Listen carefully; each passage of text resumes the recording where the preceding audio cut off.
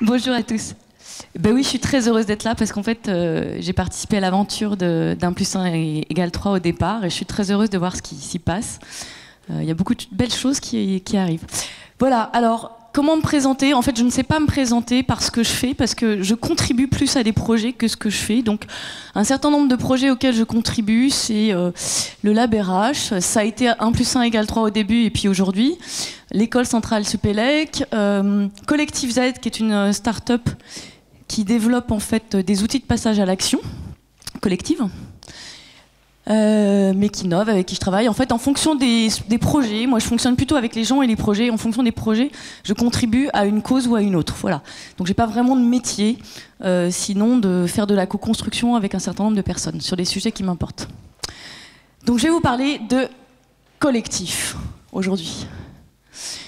En fait, on est dans une société qui n'arrête pas de changer et moi je crois fermement, c'est un credo personnel, donc ça peut être une croyance, que le collectif est le vrai instrument de réinvention aujourd'hui et le collectif on l'a parfois un petit peu oublié. Voilà, donc on va commencer par quelque chose d'important et de précieux, auquel je crois aussi, c'est la puissance de la confiance en soi d'abord, c'est pour ça qu'il y a bien de gens qui font du développement personnel, et en l'autre. Et pourquoi? Parce que je pense que c'est comme ça qu'on se construit, c'est comme ça qu'on avance, et dans une société qui bouge, c'est comme ça qu'on évolue et qu'on fait évoluer la société aussi. Quelle est votre première expérience de besoin de confiance? Le vélo. Vous êtes trop forte, vous. Voilà, c'est celle-là. On l'a tous partagé, cette expérience. Où en fait, pour se lâcher, pour prendre un risque, finalement, on a besoin que quelqu'un nous fasse confiance et nous sécurise. Donc ça, c'est une notion importante parce que c'est notre exemple à tous, parce que c'est notre vécu et parce qu'en fait, c'est comme ça qu'on va commencer à construire le collectif. Alors le collectif, il y a plein de choses qui se disent sur le collectif. Moi, j'ai un vrai credo sur le fait que la confiance en l'être humain en général, et moi je pense qu'il y a un énorme pouvoir en fait dans le collectif, parce que le collectif est plus intelligent que la somme des parties, c'est bien l'objet de 1 plus 1 égale 3. Alors on vous dit tout le temps, mais non, mais ça marche pas le collectif. Regardez, le nazisme, c'est du collectif, ça marche pas. On est bien d'accord, ça ne marche pas, c'est pas terrible.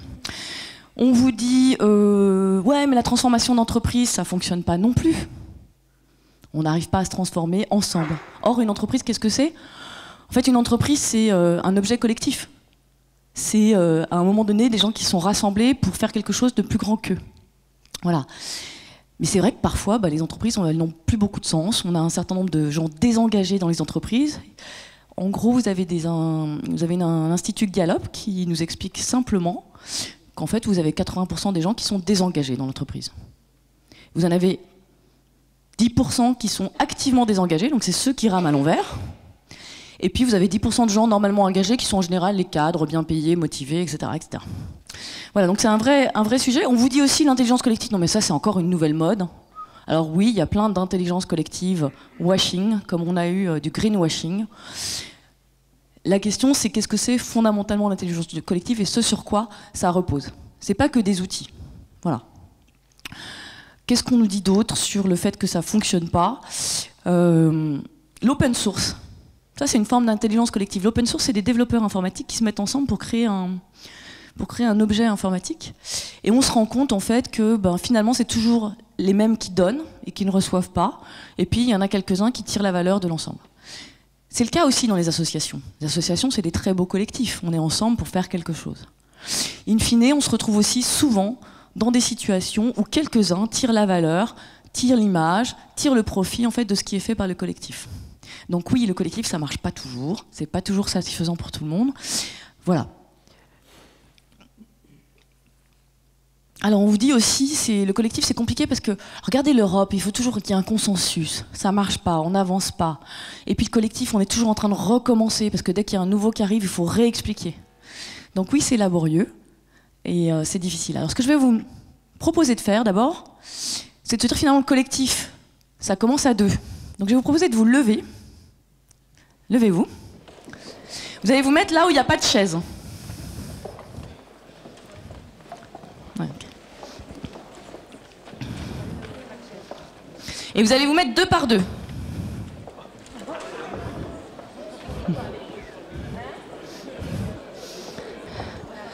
Et alors là, je vais vous demander un grand acte de bravoure qui est de faire confiance à la personne qui est à côté de vous. Alors vous choisissez une personne, vous lui faites confiance, absolument. D'accord? Et alors voilà ce que vous allez faire. Vous allez vous laisser tomber. Allez-y.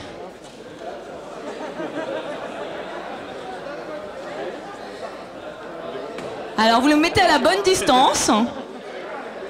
Et vous avez a priori confiance dans la personne qui est à côté de vous. C'est bon? Et vous vous laissez tomber. Allez-y. Ah ouais, super, ça marche bien là.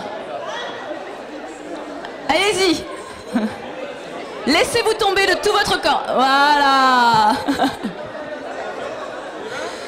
C'est bon, vous l'avez tous fait? Vous l'avez tous fait? Bon. C'est bon, vous pouvez vous rasseoir. Ah, vous voulez faire à l'inverse, pardon. À l'inverse, oui. Vous changez de rôle. Faut que chacun expérimente. Alors, à l'inverse, vous pouvez faire le binôme inverse.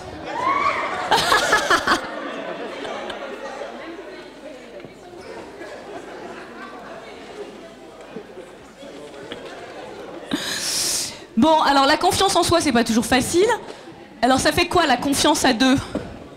Comment ça marche? Qu'est-ce que ça vous fait?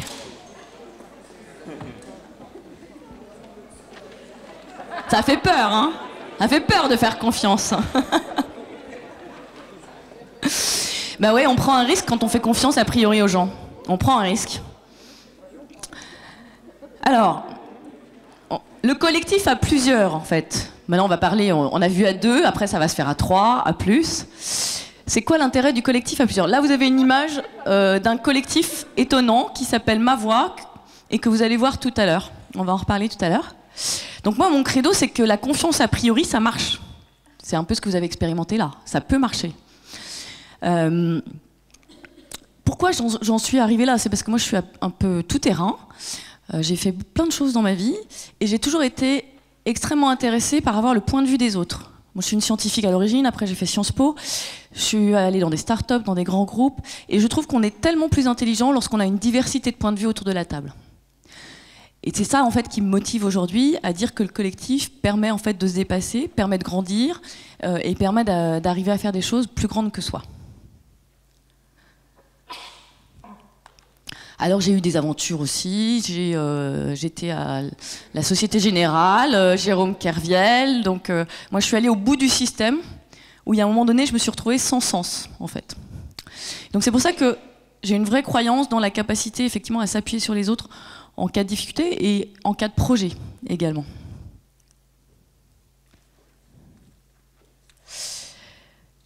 Alors, pourquoi ça marche le collectif? Parce qu'en fait c'est un instrument de réinvention et d'apprentissage. Je vais vous donner des exemples où ça marche, qui sont reconnus. L'école 42, où les gens se forment en pair à pair. En pair à pair, c'est-à-dire qu'il n'y a pas d'enseignants dans cette école.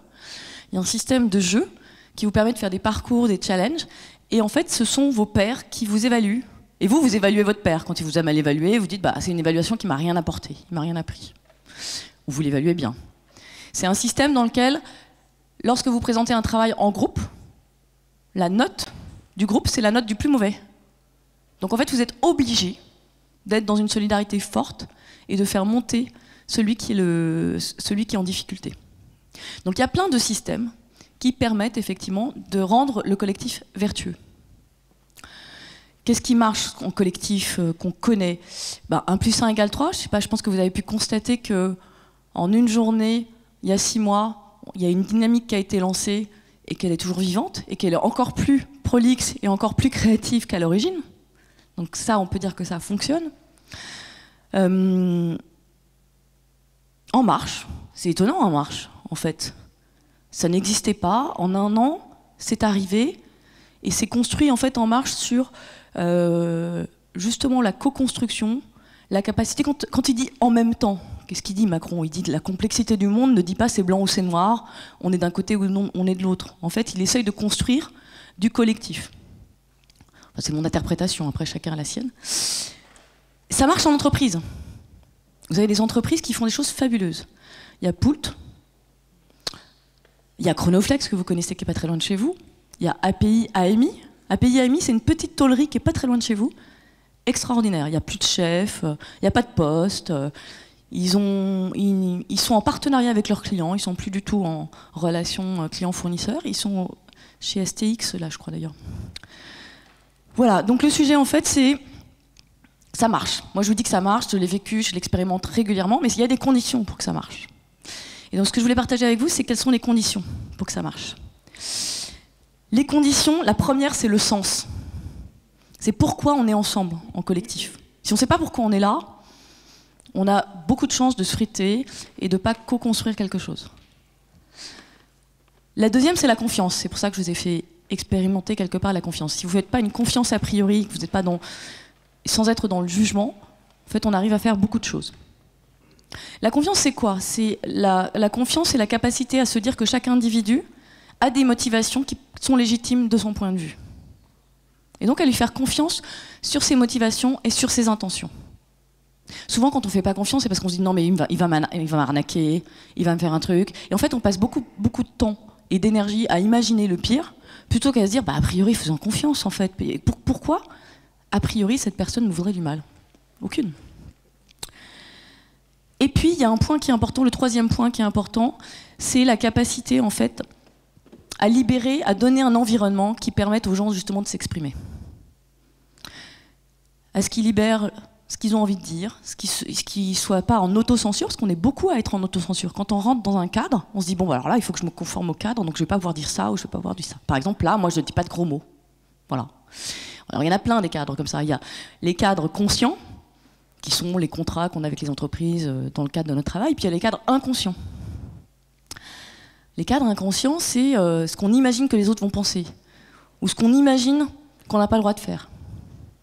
Voilà, donc ça, il y a un vrai sujet autour de donner en fait le moyen, lorsque vous êtes dans un collectif, aux gens de s'exprimer, de se dire qu'ils sont en confiance, qu'ils peuvent dire ce qu'ils pensent, qu'on les jugera pas, et que a priori, en fait, ce qu'ils vont proposer va être écouté et entendu. Alors, ça veut dire quoi, entendu? Ça veut dire qu'en fait, quand quelqu'un vous exprime quelque chose, vous l'écoutez, s'il a un avis différent du vôtre, l'entendre, c'est se dire, tiens, moi je suis capable d'intégrer dans mon avis à moi une modification, un ajustement, parce qu'il m'a donné des éléments qui me font changer d'avis. Peut-être pas complètement, mais ça c'est une vraie écoute. Voilà, donc ça c'est les 3 points, donc le sens, la confiance et l'environnement. Un environnement qui libère. Et puis ensuite il y a des méthodes aussi. La seule chose qui fait que le collectif marche, c'est l'envie en fait. Vous avez envie d'être là. Et donc la question, c'est que si vous voulez faire quelque chose avec un collectif, il faut donner envie. Et comment est-ce qu'on donne envie? Alors il y a des gens qui ont étudié ça sur l'apprentissage. On donne envie avec les 4 P. Les 4 P, c'est la passion.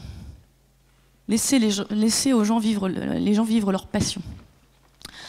Le deuxième, c'est les projets. Ayez un projet commun. Arrêtez de résoudre des problèmes en commun. C'est très chiant de résoudre des problèmes en commun. Ayons des projets en commun. C'est un autre P. Le troisième, c'est les pairs. En fait, ça ne marche plus, les systèmes où on vous commande un contrôle et on vous dit ce qu'il faut faire. Ce qui est intéressant, c'est l'échange avec vos pairs. Et très souvent, les structures qui fonctionnent aujourd'hui sont des structures qui sont pair à pair. Toutes ces entreprises collaboratives sont des structures où il y a de moins en moins de chefs. C'est ceux qui font qui décident. Et qui partagent leur expérience avec les autres, et du coup, l'organisation apprend. Et puis le 4e P, c'est le play. Il faut que ce soit fun. Alors le play, ça veut dire quoi? Ça veut dire que c'est des challenges, ça veut dire qu'on a du plaisir. Il peut se faire de manière extrêmement différente. Voilà. Donc les facteurs clés de succès, c'est les 4 P. Si vous arrivez à mettre un environnement qui permet ça, vous avez des choses fabuleuses qui se passent. Voilà. Et comment est-ce qu'on accélère tout ça? Donc vous voyez là, il y a des gens qui travaillent. En plus, c'est très productif. Hein. Donc là, c'est vous, pour ceux qui étaient au Forum 500, voilà, qui s'amusent. Globalement, c'est que du bonheur. Hein. Quand on arrive à être en pair à pair, à avoir un projet sympa, dans une bonne ambiance, on est extrêmement performant.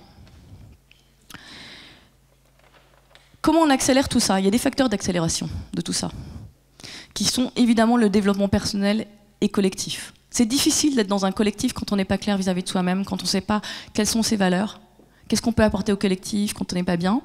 Donc ça, c'est un point important, que chacun puisse avoir les moyens d'être bien sécurisé. Donc on parlait tout à l'heure de avoir un salaire, ben ouais, ça sécurise quand même, mais pour être intrapreneur, c'est plus facile d'être intrapreneur qu'entrepreneur, pardon.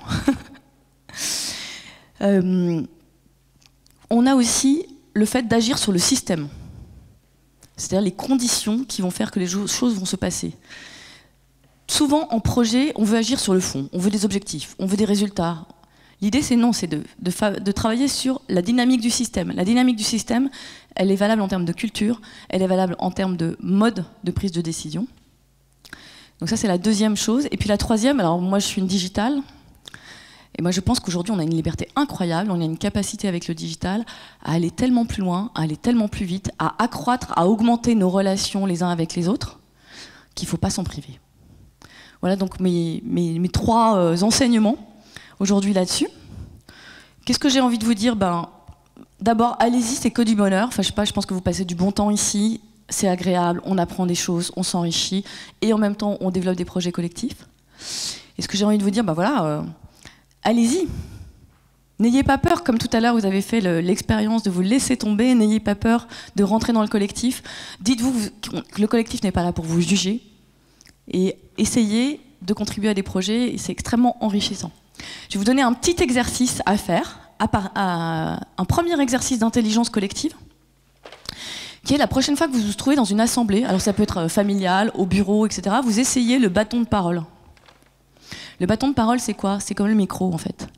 C'est le fait qu'on laisse la parole aux gens, ils expriment une idée, on ne leur coupe pas la parole, ils l'ont jusqu'au bout, et c'est à eux de dire quand est-ce qu'ils la passent.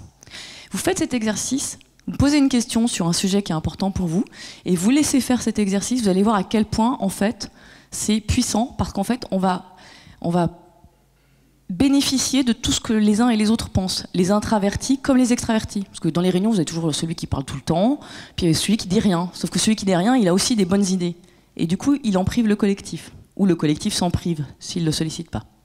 Voilà, donc le bâton de parole, vous prenez un marqueur, n'importe quoi, et vous dites, dans une réunion, en famille, sur une question, chacun prend le temps de s'exprimer et décide lui-même de passer la parole. On ne lui prend pas la parole. Si on se comportait à table comme on se comporte avec la parole, on serait extrêmement mal élevé, je peux vous dire. Essayez de faire la comparaison, c'est assez amusant. Voilà, donc essayez, amusez-vous. Voilà, j'ai pas tellement d'autres messages à vous faire passer. Sinon, vous remerciez et vous laissez avec une maxime d'un sage homme. Merci à vous.